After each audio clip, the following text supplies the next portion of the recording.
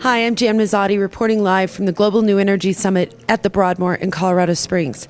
Now we have Jack McDougle, the Senior Vice President from the Council on Competitiveness. And Jack, you gave a really compelling presentation earlier today, and you talked about so many things that the Council on Competitiveness is doing. Can you share a little bit about the MAKE report that you guys just published? Sure. Well, thanks very much. It's interesting. The Council in the early 2000s started a series of initiatives looking at innovation in the United States, and in 2004 came out with the National Innovation Initiative, which ultimately was adopted by the National Academies of Science as the Gathering Storm Report, and ultimately made its way to legislation in the Competes Act, which was just recently reauthorized.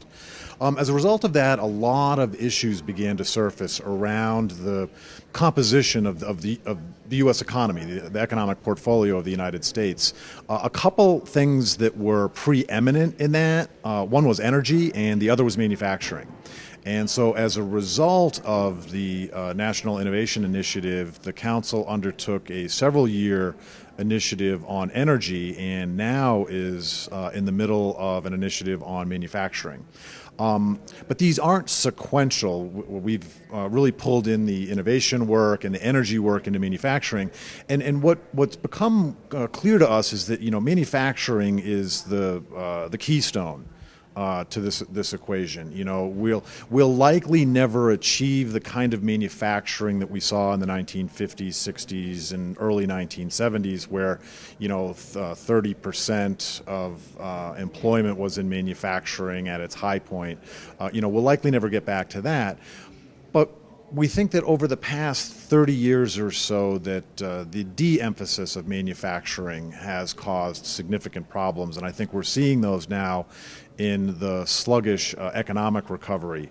And that stems from the fact that manufacturing really does create wealth, and the idea that you are creating products that then go along with services, that a service-only oriented economy doesn't give you the right balance that you need to create jobs, to create, improve productivity, to do the kind of research and development you need to drive productivity and drive higher standards of living.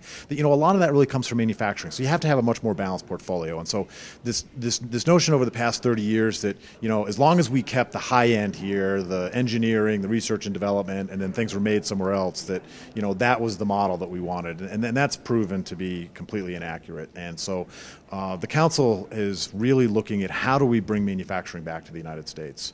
How do we create the environment where manufacturing companies look to make the kinds of investments that they need to make here? And these are big investments. They're 20, 30-year investments. They're billion-dollar investments. And so, companies want to have a little bit of certainty around those investments, and they want to know that this is the place that they're going to invest and get the kind of returns that they want. And, and we think that can be done. But we also think that we're at a crossroads, and everything that's gone before is probably not going to inform where we need to go.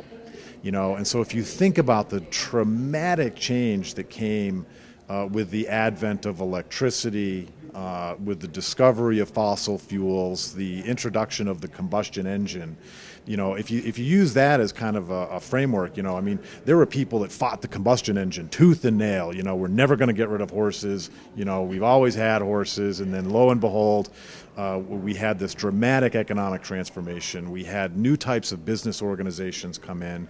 We had the Henry Ford model of production come in. Wages started to increase. People started to be able to purchase goods. People were migrating into cities. And quite frankly, it was a result of that kind of economic organization and activity. We had the rise of the middle class. And the middle class was created because we were allocating capital more efficiently, and we were, growing our economy.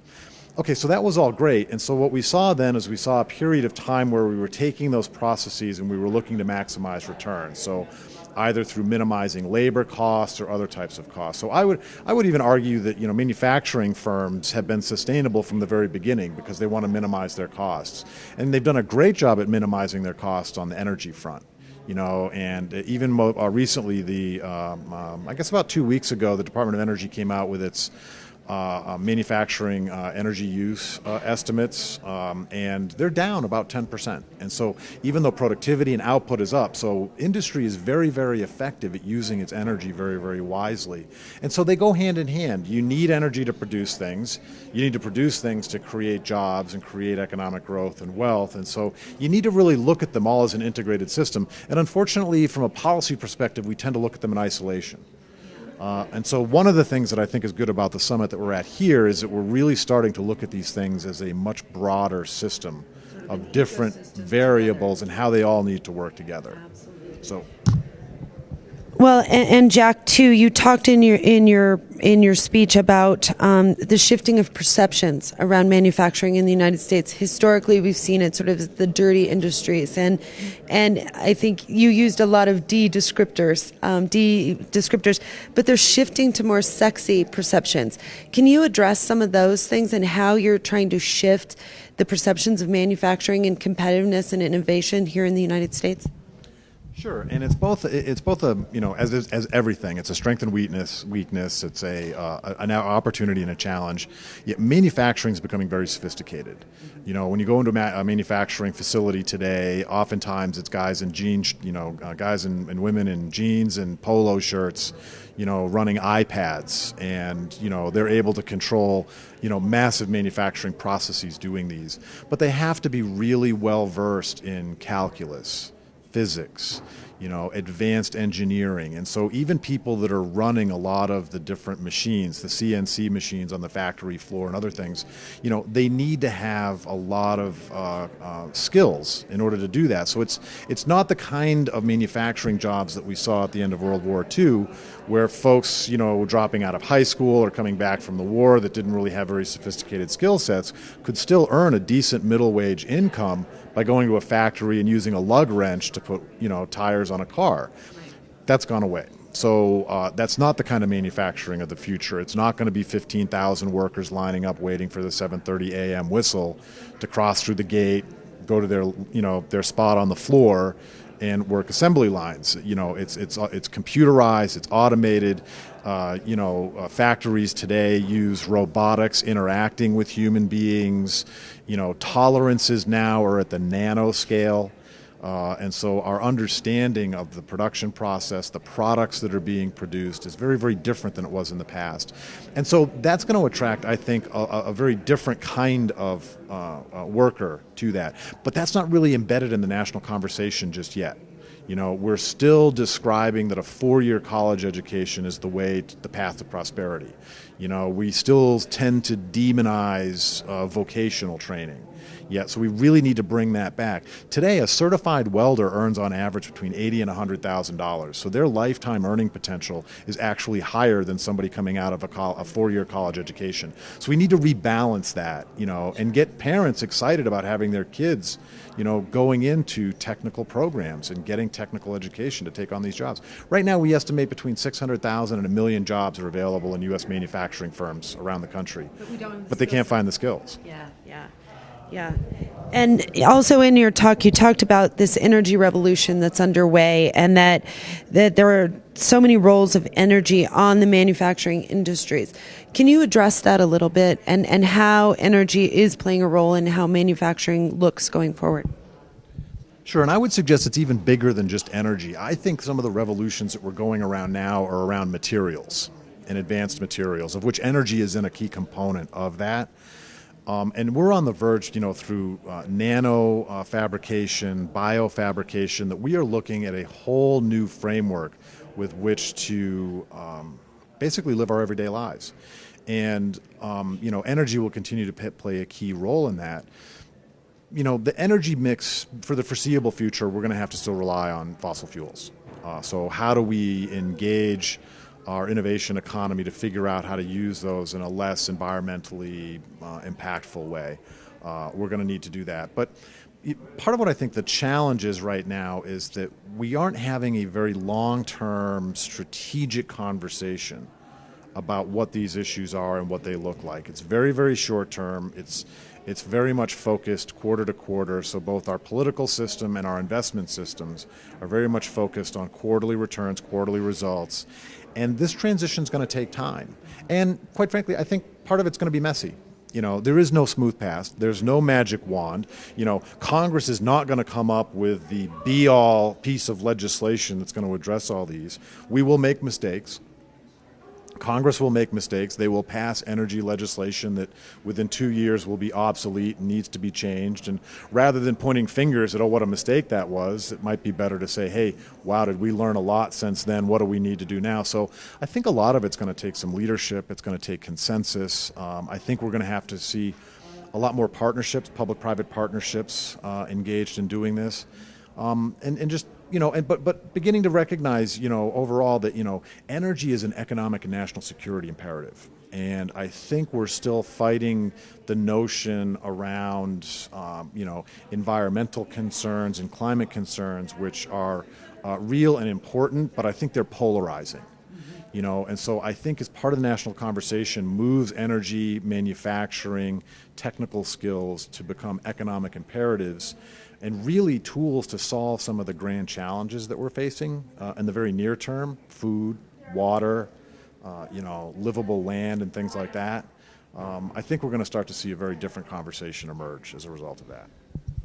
Well, and there's been so much conversation, and you alluded to it just now, is that we really need to have this larger conversation that it's not just about a regulatory environment or about the business environment, that it's really going to we really need to be looking at academia, business, community organizations, and government organizations working together in partnership to really drive this agenda forward to get us to where we need to go in the next round. My question is this conversation's been going on for decades. What does it look like? How do we ideally sit down in these public-private partnerships and move things forward? It seems like we're sort of stuck, spinning in circles or walking in circles, if you will. And who's going to lead? How do we get started on that leadership that is meaningful and will actually drive change? Well, I think it's interesting, and as we know, it's really hard to see the forest for the trees sometimes. And I think we're in one of those moments, and I think there's a lot more happening than we're aware of. I think that there are school districts across the country that are really experimenting with different educational models, different curricula. I think that we're seeing community colleges come on very, very strong, developing really interesting partnerships with industry. I was talking with Dennis Berkey, the president of Worcester Polytechnical Institute in Worcester, Massachusetts, and they have really integrated partnerships with biotech companies to the point where professors go and actually spend time working in the biotech companies to understand their business better, so that they can come back and design curriculum, so that they can get students that have skills day one to go into these types of positions. So I think you're seeing a lot of very exciting things out there, but that tends not to get a lot of attention. So it tends to be a bit on the quiet side. Even on the industry side, Sam Allen, our chairman, he'll sometimes, lament that, he'll get a lot of press for a $125 million investment in Brazil and zero press for a $150 million investment in Illinois. And he's but I'm expanding facilities here faster than I am overseas because I need, he'll say, Deere needs to be able to manufacture advanced systems here to then be installed in components over there, but doesn't get any attention about that part. So I think there's a lot of things that are happening, and I think the leadership is emergent, and I think that's one of the strong things about our country. In the long term, I think the more authoritarian, centralized control system in China will be an impediment. It's helped them grow from zero to where they are now. But when they're talking about a really innovative economy, that's messy stuff, and there is no one path forward, and it requires mistakes, and it can't be dictated from the top down. And so, I more worry about our country's knee-jerk reaction to some of our hardships, trying to implement more centralized control, trying to control risk in the marketplace, and trying to even out the business cycles. And those probably aren't the right approaches. What we need to do is we need to continue to let what really works for us work, and that's kind of the messy, entrepreneurial, risk-taking, the ability to fail and recover. Nowhere in the world can you fail, declare bankruptcy, and come back and get financing within a year to start another company. Sure. That's a huge asset, and that's the stuff that we really need to encourage, I think, going forward. So, Jack, will the Council on Competitiveness and the leadership, you have amazing leadership in your organization, will you be leading the charge? Will you be trying to move this agenda forward here in the near term? Absolutely. And we've gotten so much traction over the last 6 months, particularly with our manufacturing work, our energy work, and innovation work. And we're getting invited frequently to participate in events like this, to get out and speak, carry the message, really create a national movement. We're getting a lot of attention from Congress. We're briefing Congress almost on a weekly basis, both individual members as well as caucuses, as well as being invited to participate in hearings. So we think there's an awful lot of traction out there. And so now we think is the time to keep up the momentum, keep the conversation going. And it's a great conversation.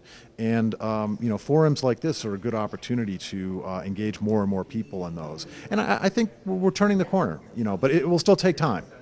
And we're not there quite yet, but I still think that, we have some amazing opportunities ahead to do this. Well, Jack, we really appreciate it. Certainly keep up the momentum. We'll be watching and hopefully continue posting on the work that the Council on Competitiveness is doing. We're here at the Global New Energy Summit in Colorado Springs at the Broadmoor, and we've just spoken with Jack McDougle, the Senior Vice President at the Council on Competitiveness. Stay tuned for more.